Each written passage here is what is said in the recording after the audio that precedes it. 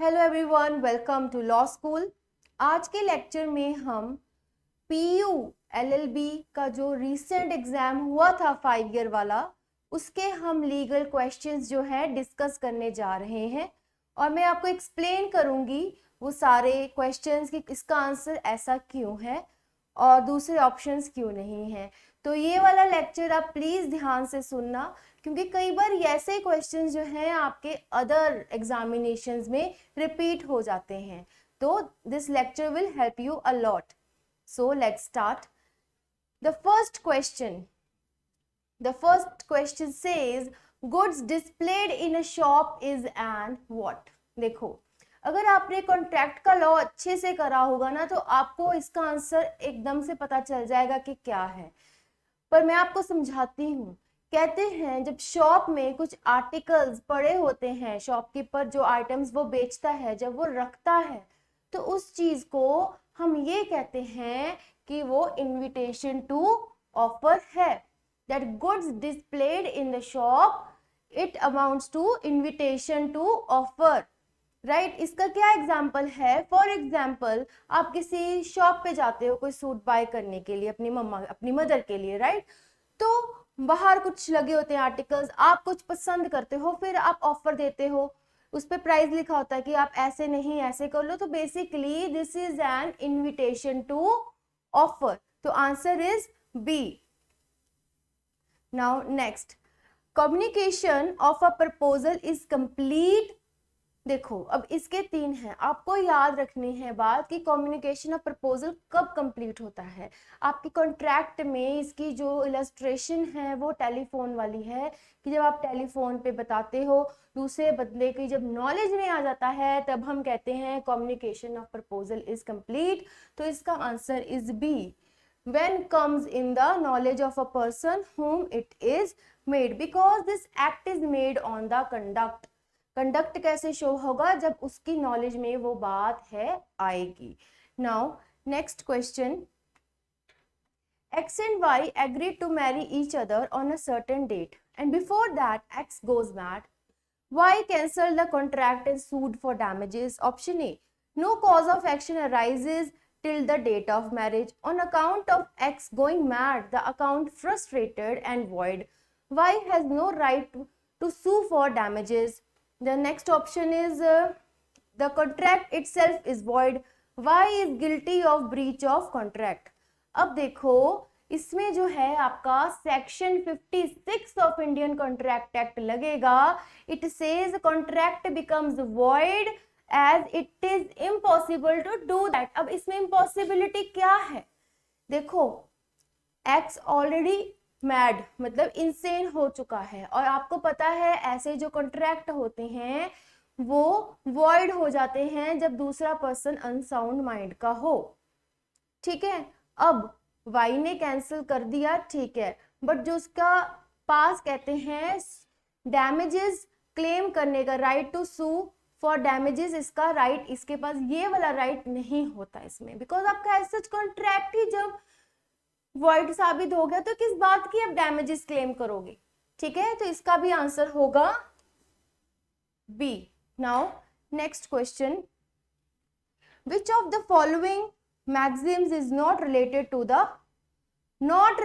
The contract? देखो, अब आपको समझनी है ये बात, यहाँ पे नॉट की बात करी हुई है। अगर आपने मेरा क्रिमिनल लॉ का जो मेन इंट्रोडक्शन चैप्टर था, आपको ऐसे ही आंसर समझ लग जाएगा, उसमें हमने ये वाला मैक्सिम जो है करा था।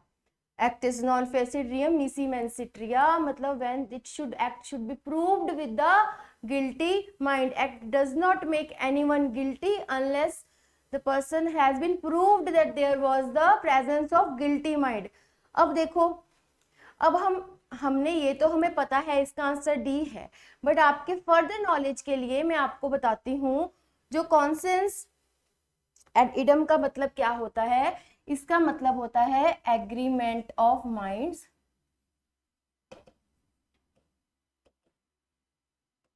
ठीक है, और दूसरे इसका मतलब होता है meeting of minds,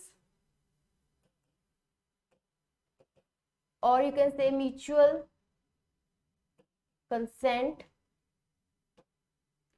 and ex nudo pacto non oritur action का मतलब है no action arises on a contract without consideration. क्या मतलब है?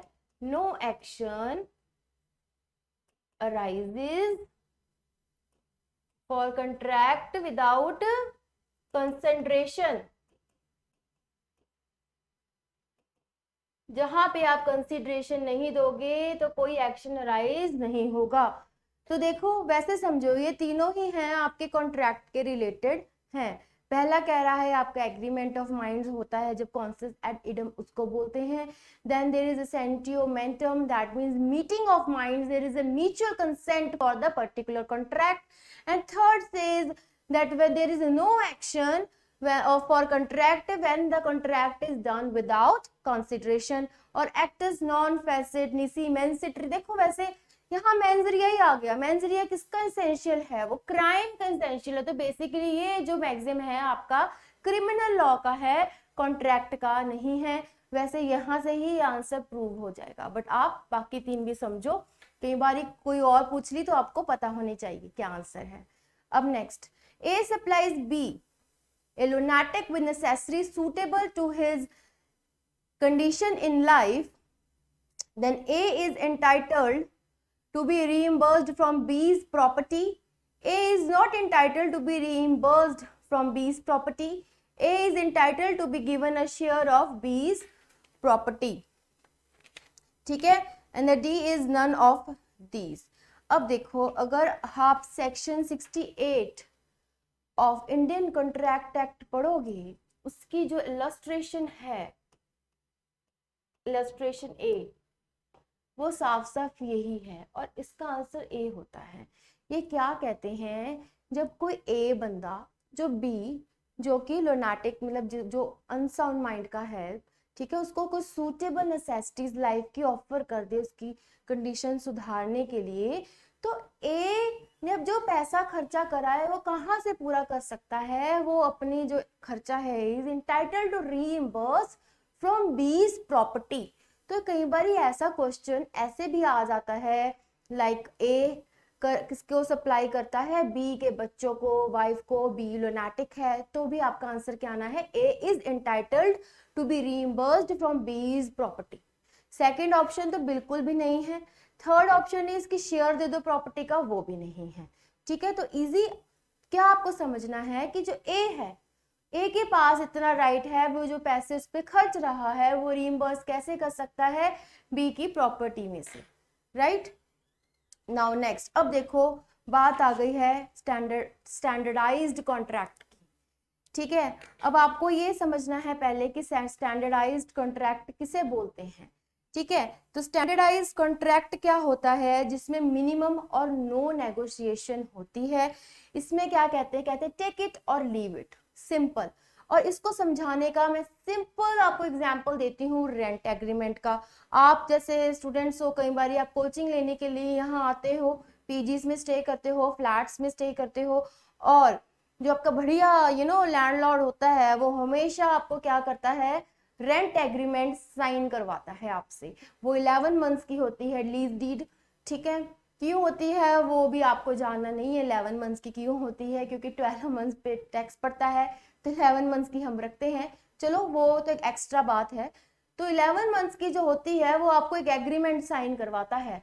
ठीक है, जो पहले आपको ऑरल बोल देते हैं। फॉर एग्जाम्पल आप गर्ल्स रहने आ रही हो, लैंडलॉर्ड पहले ही बोल देगा नो बॉयज अलाउड, बॉयज को नो, गर्ल्स अलाउड, रहना रहो नहीं तो आप मत लो हमारा rule. So there is a condition, take it और leave it, right.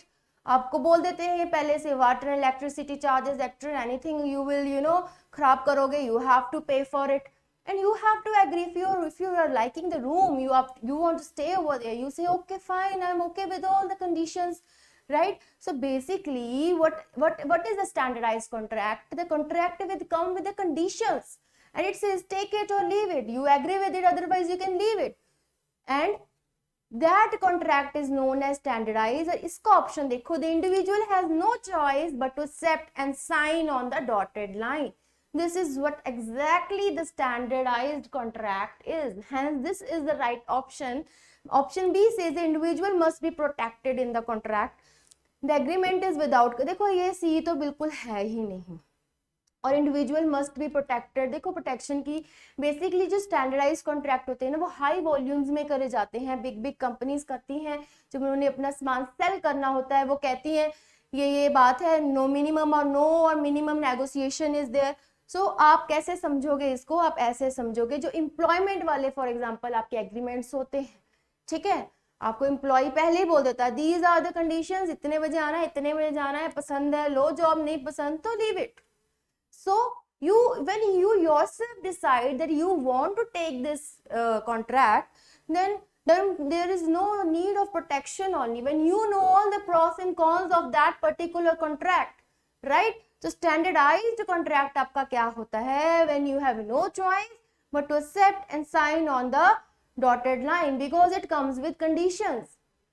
Now next question, A, sell by auction to be a horse which A knows to be sound. A says nothing to be about the horse. A does what? देखो ये भी आपकी as such proposition है, section 17 clause 5 की Indian contract act की है ये, illustration number A है। अब इसको मैं आपको पूरे अच्छे से समझाऊंगी। इसमें मैं आपको बता दूं इसका आंसर होता है नो फ्रॉड। क्यों इसका आंसर नो फ्रॉड होता है? कहते हैं कि यहाँ पे सेलर की ड्यूटी नहीं है फैक्ट्स डिस्क्लोज करने की। Mere silence as to facts likely to affect the willingness of person to enter contract is not fraud. देखो अगर तो कहते ए ने बी को सेल करा, वो चुप रहा, उससे नहीं बताया, इन केस बी पूछ लेता कि क्या ये सही है हॉर्स में कोई गड़बड़ तो नहीं है, तो भी अगर वो चुप रहता तब वो फ्रॉड होना था। सेकंड केस, अगर ए और बी में फिड्यूशरी रिलेशनशिप होता, ब्लड रिलेशन होता, मान लो ए बी की बेटी होती, तब उसका बताना फर्ज था, अगर वो नहीं बताती तब वो फ्रॉड गिना जाना था। बट यहाँ पे as such he is not liable to say all the facts and things. When B is willing to buy the horse, right, तो वो उसने नहीं बोल के कुछ फ्रॉड नहीं करा, ये हमारा सेक्शन 17 कहता है, hence no fraud is the answer, right? Now next, which of the following statement is not correct? Minus the agreement is void. देखो पहले ये समझो, आप इस क्वेश्चन करने से पहले यहाँ पे हमने वो क्लिक करनी है जो कि आपकी सही नहीं है, which is not correct. Minus the agreement is void, which is in itself a right statement. Then wagering agreement is void. Yes, this is also a right statement. Agreement caused by mutual mistake is void. ये नहीं है, because agreement caused by mutual mistake is voidable. So this situation is not correct. Next option, contract without consideration is void. Of course it is void, so this is also correct. So the answer here is C. ठीक है, agreement caused by mutual consent is voidable. अब देखो minor agreement is void, क्यों void है? यहाँ कहा जाता है जब माइनर कोई कॉन्ट्रैक्ट करता है तो वो void होता है, जब वो मेजॉरिटी अटेन कर लेता है तब लिमिटेशन आर्टिकल 60 के अंडर उसके पास राइट होता है, उसके पास 3 साल का टाइम होता है, तब वो जो कॉन्ट्रैक्ट है उसका voidable बन जाता है। ठीक है, अगर वो रखना चाहे रखे, उसको कैरी फॉरवर्ड करना चाहे करे, खारिज करना चाहे खारिज करे, बिकॉज माइनर का तो एग्रीमेंट कहते हैं void ही है। ठीक है, उसके बाद वेजरिंग एग्रीमेंट्स क्या होते हैं? ये आपका सेक्शन 30 में, वेजरिंग एग्रीमेंट का आपका सेक्शन 30 में दिया हुआ होता है। ये कंडीशनल एग्रीमेंट्स होते हैं। ठीक है, फॉर एग्जांपल वैसे शेयर मार्केट के हो गए, इंश्योरेंस के हो गए, इसका इजी आपको कंपटीशन वाला बता देती हूँ। फॉर एग्जांपल मैं आपको कहूँ कि आपको देखो अपना क्लैट का पेपर क्लियर करना है, अगर ए तुमने क्लियर कर लिया तो मैं तुम्हें 10,000 दूंगी, और अगर तुमने नहीं किया तो तुम मुझे 5,000 दोगे। ठीक है, तो ये ऐसे वेजरिंग होते हैं, कंडीशन के ऊपर होते हैं, जिसमें प्रॉफिट लॉस की बात, या किसी का गेन होता है, किसी का लॉस होता है, अनसर्टेन इवेंट होता है, तो उसको हम वेजरिंग एग्रीमेंट कहते हैं। और वो हमेशा वॉइड इसलिए माने जाते हैं क्योंकि वो अनसर्टेन इवेंट पे होते हैं, पता नहीं है वो होगा है नहीं होगा, तो दैट्स वाई, राइट। और agreement cause a mutual mistake is voidable, not void. Why? Because for example, आप दिन में शॉपकीपर के पास जाते हो कारपेट खरीदने, डे लाइट में जो वो ब्लैक कलर का कारपेट था वो नेवी ब्लू था एक्चुअली, और दिन में वो ब्लैक दिख रहा था। आप भी और शॉपकीपर दोनों को ब्लैक लगा, आपने भी कहा अच्छा ये ब्लैक है, मुझे ब्लैक ही चाहिए, तो मैं ये बाय कर रहा हूँ। शॉपकीपर भी कहता हाँ ये तो ब्लैक ही है, तो दोनों को म्यूचुअल मिस्टेक मिस्टेक हो जाती है कलर की।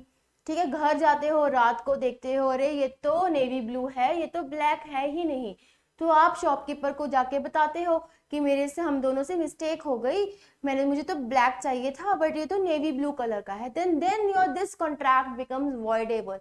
अब आपकी मर्जी है, आप इसको कॉन्ट्रैक्ट को रखना चाहते हो कि वॉइड करना चाहते हो। तो म्यूचुअल कंसेंट से जब कोई कॉन्ट्रैक्ट होता है जिसमें दोनों को ही गलती लग जाती है, तो उस केसेस में जो है आपका कॉन्ट्रैक्ट होता है वो वॉइडेबल होता है। Simple. Now next, contract without consideration is void. You already know that because consideration is the main essential for the contract. Now next question, a guru, spiritual advisor, induced the chela, his devotee, to gift him a whole of his property to secure benefit of his soul in the next world. The gift shall be what? देखो यहाँ पे 19 section 19A, undue influence कहते हैं जब आपकी undue influence में आप कोई एक्ट करते हो, कोई कॉन्ट्रैक्ट करते हो, वो वॉइडेबल होता है। किसका अनड्यू इन्फ्लुएंस है इसमें? गुरु का चेले के ऊपर।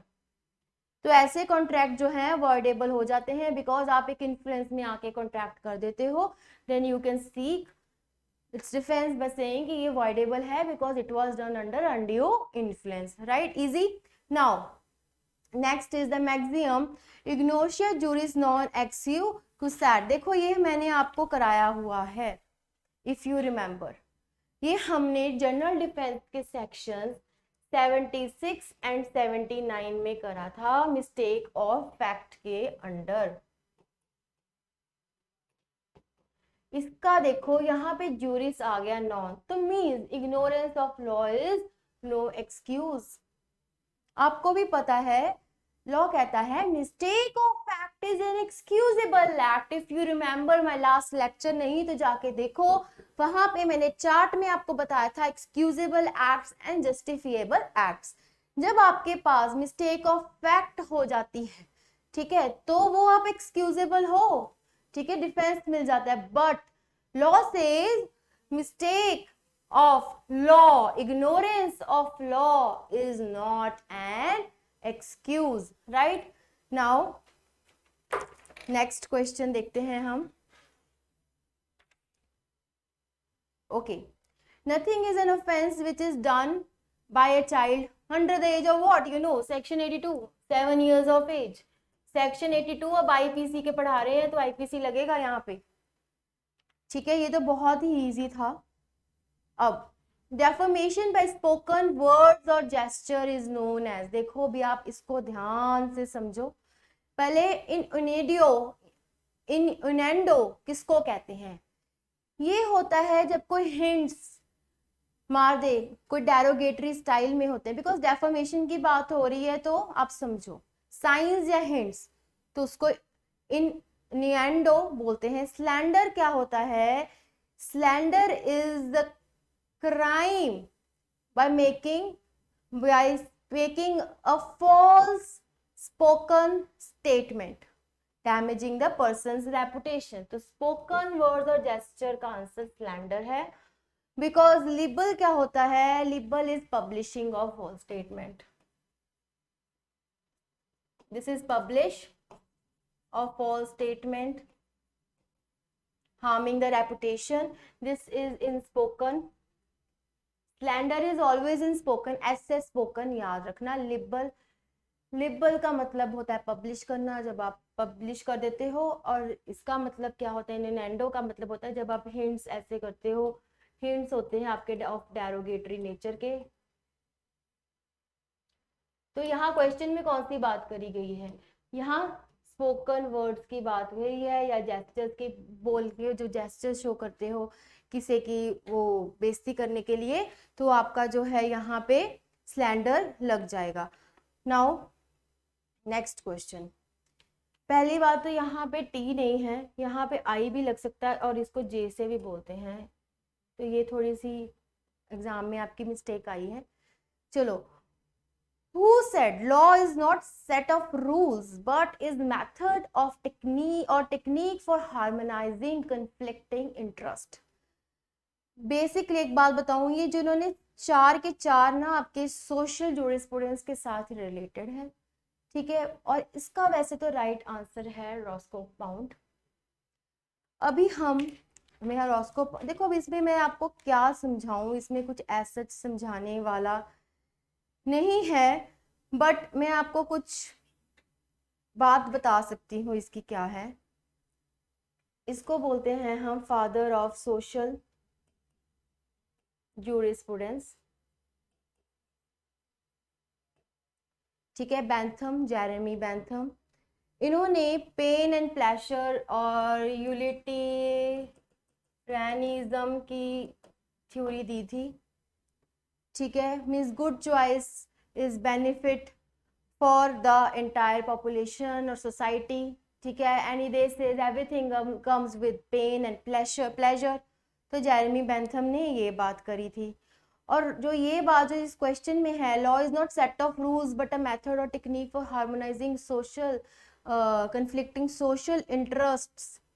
बेसिकली रॉस्को पाउंड को जो है ना हम सोशल इंजीनियरिंग के फादर कहते थे। अगर ये क्वेश्चन आ जाए तो आपको ऐसे पता होना चाहिए। और ये लिविंग लॉ की बात करते थे इन द सोसाइटी। तो इसका answer is C. Why? Because इन्होंने ये बात कही है, law is not set of rules but it is a method और technique for harmonising conflicting social interest, ठीक है। तो इसमें ये आंसर। अब इसकी मैं आपको कोई एक्सप्लेनेशन नहीं दे सकती, मैंने कोशिश करी है आपको कुछ एक्स्ट्रा बताने की, वो मैं आपको बता रही हूँ। नेक्स्ट क्वेश्चन आपका, according to the theories of punishment, evil should be returned by evil, tooth for tooth and eye for eye। ये तो रेट्रीब्यूटिव थ्योरी है, रेट्रीब्यूटिव थ्योरी ही ये बात करती है। बट आप समझो प्रिवेंटिव थ्योरी क्या कहती है। प्रिवेंटिव थ्योरी ये कहती है कि जो क्रिमिनल है उसको टेम्परेली या परमानेंटली सोसाइटी से हटा दो। कैसे हटाएंगे? ये थ्योरी जो है आपकी प्रिवेंट करने के लिए कहते हैं क्रिमिनल को हटा दो तो वो डेथ पेनल्टी या लाइफ इम्प्रिजनमेंट देने की बात करती है। डेटरेंट थ्योरी जो है ना हमारी बड़ी स्ट्रिक्ट है, इसको डेटर तो वो स्ट्रिक्ट पेनल्टीज देने की बात करती है। रेफॉर्मेटिव थ्योरी जो है, रेफॉर्मेटिव थ्योरी ये कहती है कि प्लीज आप प्रिजनर को रिफॉर्म करो। तो that is why you know parole, probation, ये सारे प्रोबेशन, ये सारे जो है आपके कंसेप्ट रेफॉर्मेटिव थ्योरी से आए हैं। वो कहते हैं person also has a right to live and one chance should be given if person is behaving in a good conduct. आपको पता है जेल्स में गुड कंडक्ट का देखते हैं, तो if that person is behaving in good conduct तो उस केस में पैरोल, प्रोबेशन या कई बार उसके सेंटेंस को वो माफ कर देते हैं जितनी रहती है। तो this theory basically it focus on reforming the society, so that is Y.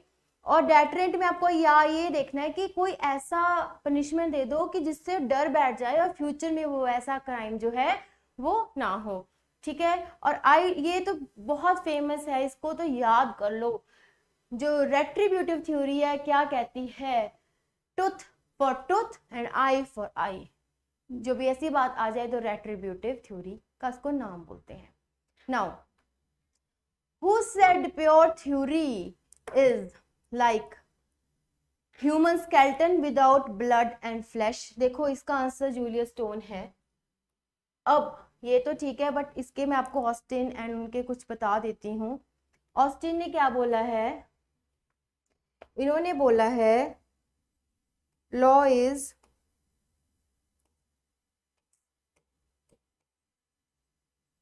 Command of sovereign. Salmond क्या कहते हैं, लॉ इज रूल्स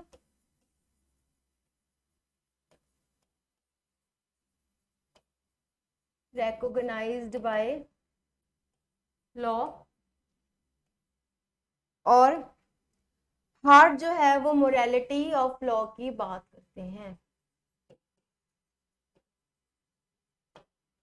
तो जूलियस स्टोन ने ये बात करी थी, प्योर थ्योरी की जो बात है वो जूलियस स्टोन ने करी थी। हार्ट ने मोरालिटी ऑफ लॉ की बात करी है, सैलमन ने क्या है, law is rules and recognition. ठीक है, इन कोर्ट ऑफ लॉ आ गए, इन कोर्ट के जो जो लॉ कहता है कि बेसिकली ये क्या कहते हैं, इन सोसाइटी आएगा यहाँ पे। बेसिकली सैलमन ने तो इस पे फोकस करा कि लॉ क्या है, ये set of rules and regulations हैं। ठीक है, आपको इतना याद रखना है। ऑस्टिन ने तो law is command of sovereign, तो इनकी जो तो पूरी थ्योरी थी, कमांड, सॉवरन, सैंक्शन, ये तीन बेसिस पे इनकी थ्योरी बनी हुई है। क्योंकि लॉ वो कहते हैं कमांड है, सॉवरन है, देन सैंक्शन, ये सारा लॉ के इन्होंने पॉइंट्स डिस्कस करे थे। आपका एडमिनिस्ट्रेटिव लॉ में बहुत इंपॉर्टेंट है, ये वाली थ्योरी आपकी आती है। ठीक है, now next question, who has written the famous book Province of Jurisprudence Determined. देखो इसका मैं अब आपको बता देती हूँ, इसका आंसर है ऑस्टिन। ऑस्टिन ने ये वाली बात लिखी थी। ठीक है, अब इन्होंने कौन सा कंसेप्ट दिया है, इन्होंने सोशल कॉन्ट्रैक्ट का कंसेप्ट दिया है। ठीक है, ऑस्टिन ने वही मैंने आपको बताया था, कमांड, सॉवरन, सैंक्शन, इनकी बात करी थी। और जो मोंटेस्क्यू है, इन्होंने सेपरेशन ऑफ पावर्स का कंसेप्ट दिया था।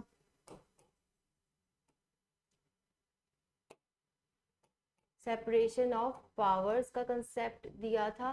और वो जॉन लॉक है, इनको हम कहते हैं father of liberal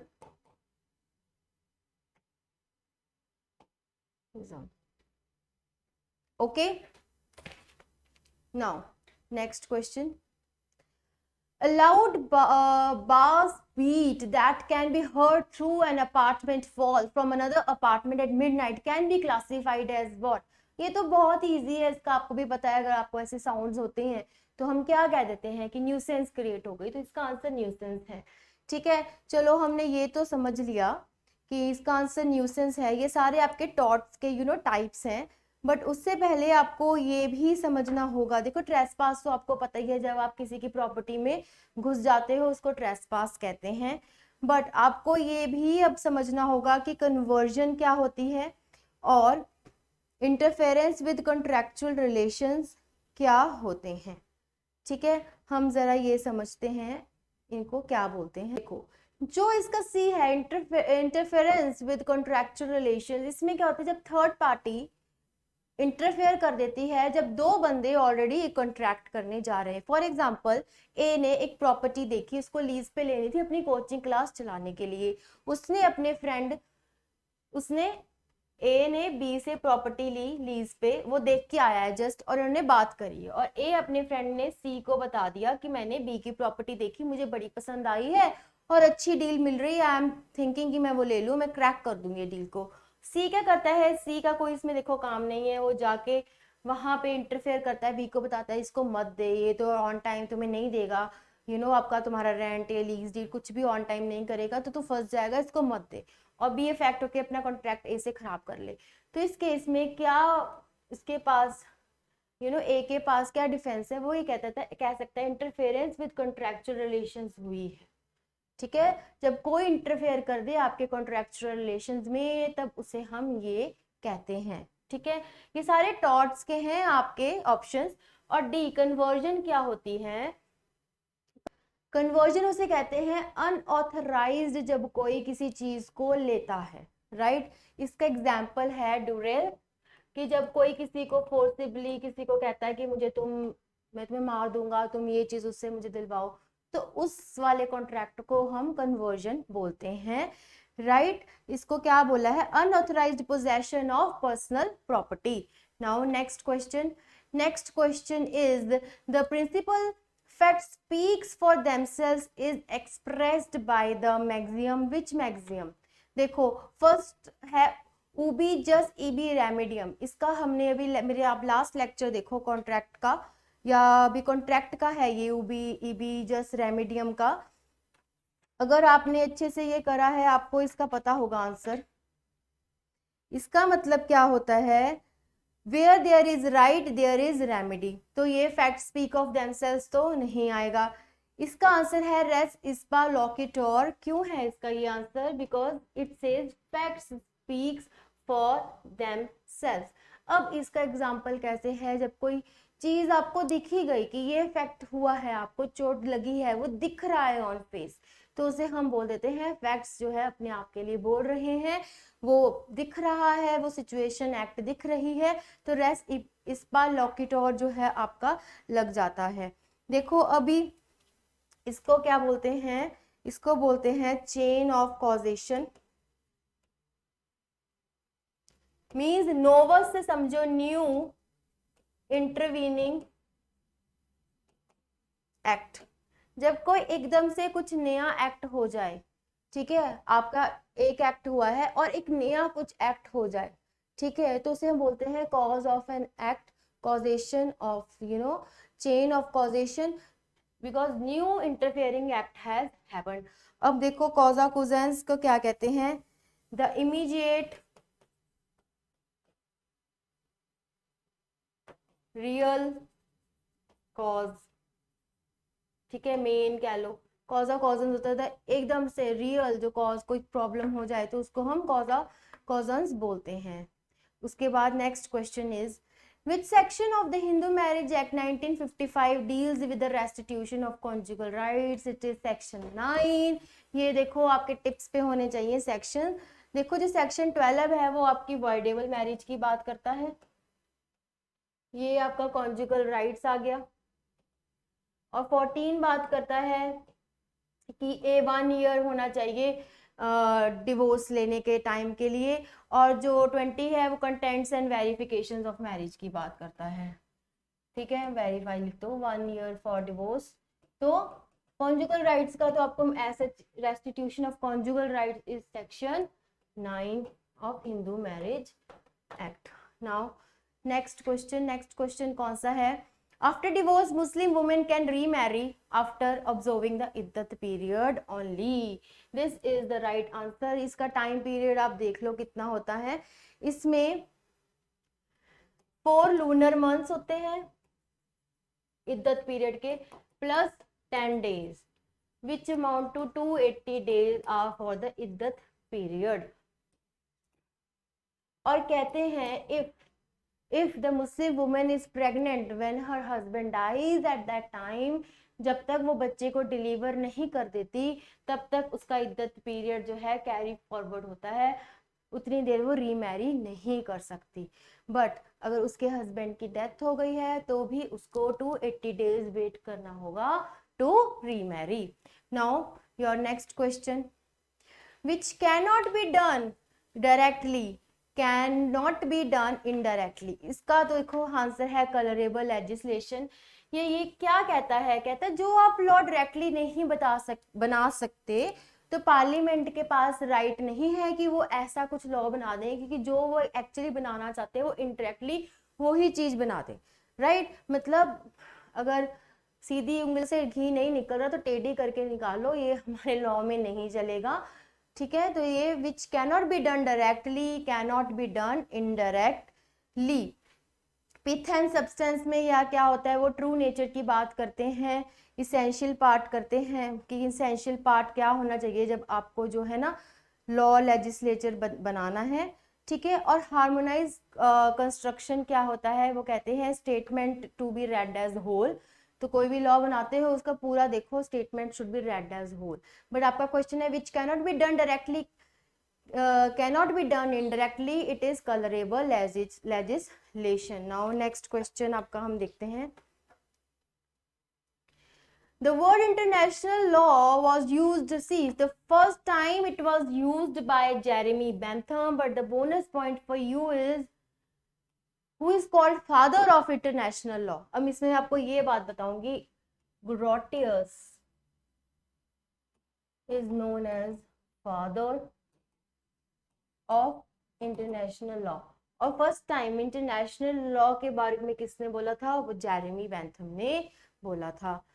Yes. Sale of minors immovable property by de facto guardian is answer is void. मैंने अभी आपको लास्ट में समझाया है कि जब वो मेजर हो जाएगा उसके पास आर्टिकल 60 ऑफ लिमिटेशन एक्ट के तहत उसके पास 3 साल का टाइम पीरियड होगा, वो तब अपने कॉन्ट्रैक्ट को वॉइडेबल कर सकता है. बट 3 साल के अंदर अंदर, चाहे डी फैक्टो गार्डियन ने करा है, but that contract will be void. Now next, caveat emptor, ये तो पता ही आपको, let the buyer beware is the correct answer. Now next, dolly in capex. देखो अगर आपने मेरा डिफेंस, जनरल डिफेंस का अच्छे से लगाया है, मैंने आपको इसको 82 में समझाया है. इट सेज जो 7 साल का बच्चा है वो बिल्कुल क्राइम नहीं कर सकता, तो इसका आंसर क्या है? Incapable of crime. Run contract marriage का कोई लेना देना नहीं है, ये क्राइम के रिलेटेड आपका मैक्सिम है, तो इसका मतलब है incapable to do the crime. Now which maxim from the following represents no man shall be condemned unheard? इसका है audi alteram partem. This is its correct answer, but I want to explain you इसके other, इसके जो हैं बाकी के क्या कहते हैं. तो लेट्स सी. It says, देखो बोना वैकेंटा कहते हैं, इसको कहते हैं जो ऑनरलेस गुड्स होते हैं, जिसका कोई ऑनर नहीं होता, और वो वेकेंट गुड्स भी इनको बोलते हैं. वेकेंशिया से याद रखना, vacant, without the owner, without the owner. ठीक है. Now next is ante litem motam. This is spoken before a lawsuit is brought. It says spoken before the lawsuit is brought. Exam देखो, इसको समझो इसको कि जब आप कोई चीज पहले ही बता देते हो लॉ सूट लाने से भी पहले, what means declaration is it's example, कि जब आप पहले ही डिक्लेयर कर देते हो तो उसको हम कहते हैं एंटीलिटम मोटम. Right. Now the other is corpus delicti. It says facts and circumstances. It says facts and circumstances constituting the crime. And Audi ultram partem is no man shall be condemned unheard. This is the part of natural justice. आप administrative law या फिर jurisprudence जब करोगे तब आपको ये इसका समझ लग जाएगा. कहते हैं कि आपको किसी के अगेंस्ट आपने इल्जाम लगाए हैं, उसको गिल्टी प्रूव करो, उसकी भी सुनो. No man shall be condemned unheard because it is the essential of natural justice. और इसका मैक्सिम को क्या बोलते हैं? Audi alteram partem. और बाकी के भी मैक्सिम आप ध्यान से देख लो. Right. Now the next and very easy, pari passu means on equal footing. इसका मतलब ये होता है, pari passu means, देखो इसमें बेसिकली क्या होता है, जब 2 और मोर पार्टीज होती हैं कॉन्ट्रैक्ट में, तो कहते हैं कि कोर्ट जब वो मान लो बैंकक्रप्ट प्रूव होगी या जो भी, तो कोर्ट जब अपना देती है, अपनी जजमेंट देती है, तब वो पैरी पासू मीन्स मतलब सबको इक्वल फुटिंग में रख के सबको इक्वल दे दिया कि आप सबको इतना इतना इतना शेयर अपना दे देना है, जो जिनको लेना है, जिनको आपसे वो अमाउंट लेनी है, तो आप सब लायबल हो कि इनको आप इक्वली जो है अपनी अमाउंट आप इक्वली उसको दे दो. तो पैरी पासू का मतलब होता है on equal footing, 2 or more parties in contract treated equally, distribution of assets is done equally. ठीक है. Court regard all creditors equally, trustee will repay them the same fractional amount as other creditors, इसका example है bankruptcy वाले proceedings, ठीक है। Pairu Pasu very easy, देखो अब इसमें तो बाकी तो कुछ इतने समझने वाले है भी नहीं, बस दैट्स इट, आपको इतना याद रखना है, when things are done on equal footing. So I guess this was the last question for today. I hope आपको आज के लेक्चर में अपने आंसर्स तो पता चल गए होंगे, बट उसके अलावा जो आपको एक्स्ट्रा मिले हैं वो भी पता चल गए होंगे। एग्जाम में आपको क्वेश्चन आता है तो आपको कैसे उसको सॉल्व करना है। स्पेशली मेरा टिप तो यही रहेगा कि आप वो चीज देखो कहाँ पे can not, correct, not correct लिखा है, सो दैट आप कंफ्यूज ना हो, ठीक है। और अपने फैक्ट्स अंडरस्टैंडिंग को बढ़ाओ।